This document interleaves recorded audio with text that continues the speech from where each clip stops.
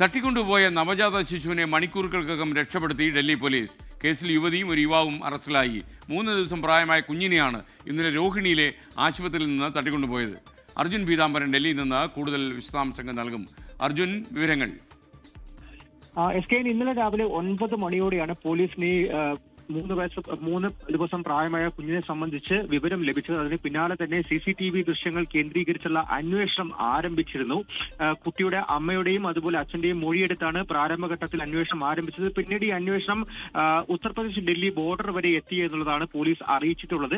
എന്തായാലും ഡൽഹി മീററ്റ് ഗാസിയാബാദ് എക്സ്പ്രസ് വേയിൽ വെച്ചാണ് പ്രതികളെ അർദ്ധരാത്രിയോടെ പിടികൂടാൻ സാധിച്ചത് എന്നുള്ള കാര്യം കൂടി പോലീസ് ഇപ്പോൾ വ്യക്തമാക്കിയിട്ടുണ്ട്. കഴിഞ്ഞ 2-3 ദിവസമായി ഫെബ്രുവരി 14-ാം തീയതിയായിരുന്നു ഈ കുട്ടിക്ക് ജന്മം നൽകിയത്. അന്ന് മുതൽ തന്നെ ആശുപത്രിയിൽ ഒരു സ്ത്രീ, ഏകദേശം 40 വയസ്സ് പ്രായമുള്ള സ്ത്രീ എത്തുകയും ഈ അമ്മയുമായി ചങ്ങാത്തം കൂടുകയും പിന്നീട് അമ്മ ഉറങ്ങുകയായിരുന്ന സമയം നോക്കിയാണ് കുട്ടിയെ തട്ടിക്കൊണ്ടുപോയത് എന്നുള്ള കാര്യം പോലീസ് ഇപ്പോൾ വ്യക്തമാക്കിയിട്ടുണ്ട്. ഈ 2 പ്രതികളെ, അതായത് ഈ തട്ടിക്കൊണ്ടുപോയ സ്ത്രീയും സ്ത്രീയുടെ സഹായിയായിട്ടുള്ള യുവാവ്, 20 വയസ്സ് പ്രായമുള്ള യുവാവിനെയും ഇപ്പോൾ അറസ്റ്റ് ചെയ്തിരിക്കുകയാണ്. ഇവരെ കൂടുതൽ ചോദ്യം ചെയ്തു വരികയാണ്.